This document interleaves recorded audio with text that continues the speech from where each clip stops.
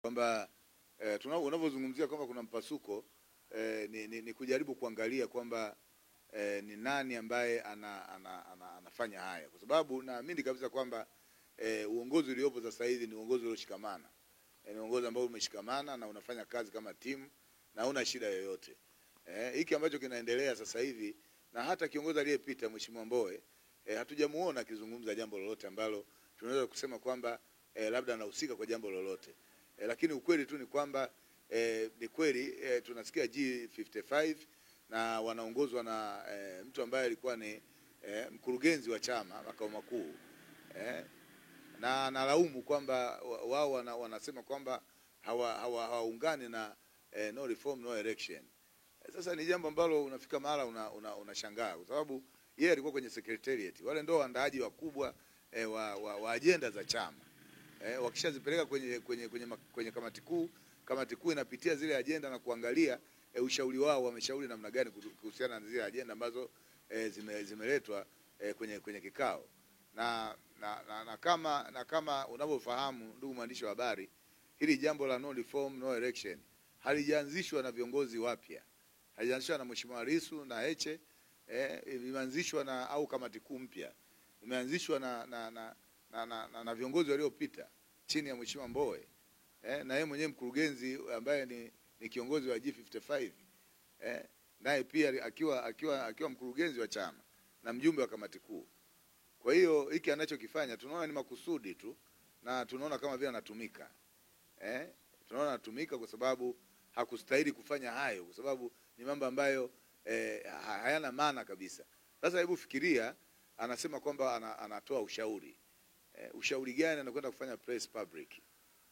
Ushauri gani ambao anautoa unaweza kubadilika kwa dakika moja? Anajua kabisa kwamba maamuzi ya chama baada ya kamati kuu, baraza kuu, lakini pia umekwenda kwenye mkutano mkuu wa chama, na mkutano mkuu ndio top katika maamuzi.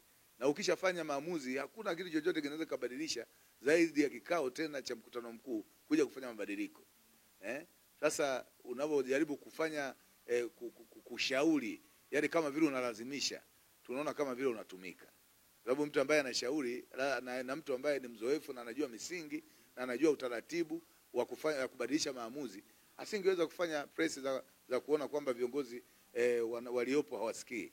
Mimi nafikiri angekubaliana kwamba ni process kwa ajili ya kufanya, na hatuwezi kusema tunasimamisha kusema kupresent ya mambo ambayo yamekubalika na chama kwenye vikao.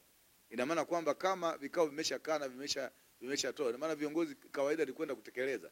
Sasa kama wanatekeleza alafu wanalaumiwa kwamba kwa nini wanafanya hivyo, tunaona ni makosa. Na ndio maana kuna mwandishi wa habari, namshukuru sana, alimuuliza swali, akamuuliza akamwambia kwamba sasa mbona mwaka 2019 kama vile mlikimbia uchaguzi? Akasema hapana, mwaka 2019 tukukimbia uchaguzi. Mwaka 2019 tulisimamisha wagombea wote nchi nzima, lakini wagombea 99% walienguliwa. Anajibu namna hiyo. Huyo ni kiongozi wa G55. Sasa kama walienguliwa, kwani walienguliwa na ACT? Walienguliwa na Enisela Mageuzi? Sio, walienguliwa na serikali ya CCM. Kwani serikali ya CCM haipo? Anatuaminishaje kama serikali ya CCM haitawaingua hao watu wagombea wetu mwaka 2025? Kama mwaka 2024 wameingua wagombea wetu wa asilimia 60, je, mwaka 2025 wataingua asilimia ngapi?